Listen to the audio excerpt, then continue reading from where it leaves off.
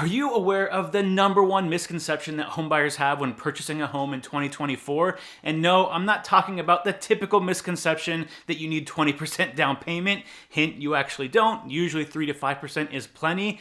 Today, I'm actually talking about when purchasing a home, buyers believe that when the Fed reduces their interest rates, which they just did, mortgage rates also dropped. You might be surprised to learn that when the Feds did reduce those rates this week, mortgage rates actually went up. So what the heck is going on? Why is this happening? We're going to cover all that and more on today's episode. So let's go ahead and get into it. So the first thing you need to know, and the main reason why we didn't see mortgage rates go down when the Fed cut their rates, is the Fed rates are going to be short-term rates, whereas mortgage rates are considered long-term rates. So they're not directly impacting each other. So on the Fed side, typically when they cut rates, that's going to impact things like credit cards, car loans, personal loans, things that are going to be a much shorter time frame, whereas the long-term rates don't really see that big of an impact when the Feds reduce their rates. However, that doesn't mean that the Fed reducing the rate didn't actually impact the mortgage rates in some way. However, you have to think of it in the long term. So typically, over the last couple of months, we've been pretty much expecting the Feds to start reducing their rate sometime by the end of the year.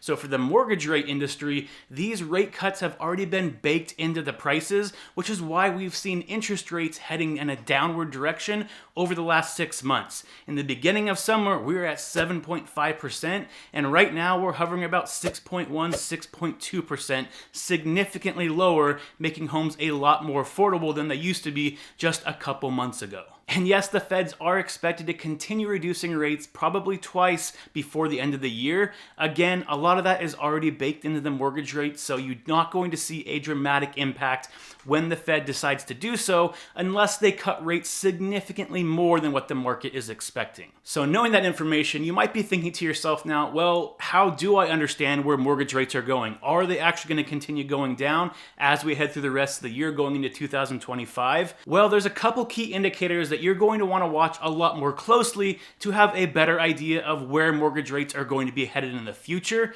And the three things that I typically watch the most are going to be what the 10-year Treasury is doing, what unemployment numbers are doing, and what inflation is doing. So let's go ahead and go over all three of those now. So let's go ahead and start with the 10-year Treasury. So I'm going to pop a chart right up here, and this is basically going to show you that what the 10-year Treasury does, mortgage rates typically follow. You can see up and down, these pretty much are going to be interlocked throughout the last 30 plus years. And so if you watch what the 10-year Treasury is doing, it's going to give you a very good indication of what interest rates are going to do. And over the last 6 months, the 10-year Treasury has been going down. So that's why we saw interest rates also head in that direction. Now, if you want to get a good indication of what interest rates might be doing in the future based on the 10-year Treasury, the other thing that not a lot of people talk about and not a lot of people are looking at is the average spread between the 10-year Treasury and that 30-year fixed mortgage rate. So typically, over the last 30 years or so, that spread has been about 1.7%.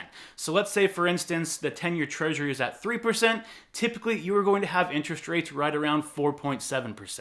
Now, the reason that's important is ever since COVID, that spread has been all out of whack. Over the last year, it's starting to finally get a little bit better, but we're still at a much more significant spread than we usually are because there is a lot more uncertainty about the economy and the US in general, and because of that, we have that spread much wider than it usually is. So right now, the 10-year Treasury is hovering somewhere around 3.7%. So if you take that average spread, we should have interest rates somewhere around the 5.4% right now, and again, they're hovering around 6.1 or 6.2%. So if we get some more certainty in the economy, the risks of recessions continue to fade away, that spread is going to get more narrow and more narrow, giving us a much better indication that we should see interest rates continue going down in the near as well as long-term future as that spread gets a little bit better over the next couple months and even year or two. Now, the next thing we want to look at is inflation. So obviously everybody knows that inflation was out of control during COVID. However, over the last couple months, we're getting reports that inflation is just a little bit over what they're trying to get it to, which is 2%, which is why we're starting to see the Fed start to reduce their rates right now. So every time we get a positive inflation report, typically you're going to see interest rates drop over that next week. And if we get an inflation report better than what most people expect, those are the opportunities to see interest rates take a little bit larger of a dive all at once when it outperforms what the market is thinking for inflation.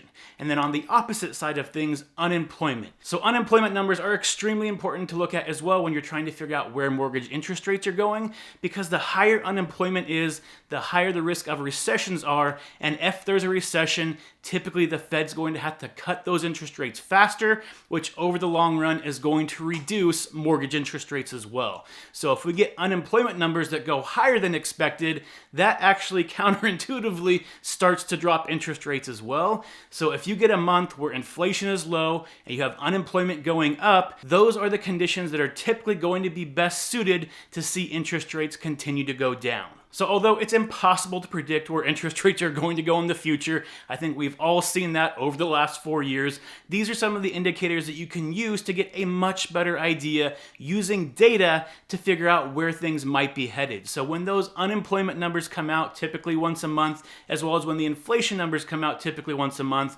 those are the opportunities where you're going to see the most amount of movement in the market. Again, if those numbers come back significantly different than what the general market expected. And then again, over the long run, as long as the US economy gets more and more predictable, you're going to have that spread between the 10-year treasury and the 30-year fixed mortgage continue to shrink. And again, that will eventually start reducing interest rates even more than where they are right now. So trying to figure out exactly where they're going to go, again, almost impossible, but there's definitely a very good case to be made that over the next year or maybe even two, we could see interest rates in the low 5s again, possibly even the high 4s, but it's just very hard to say and predict exactly what's going to happen with the general economy really more than a month or two in advance. So my advice for buyers is it's not something you should be trying to predict and really try to time the market to get the lowest interest rate.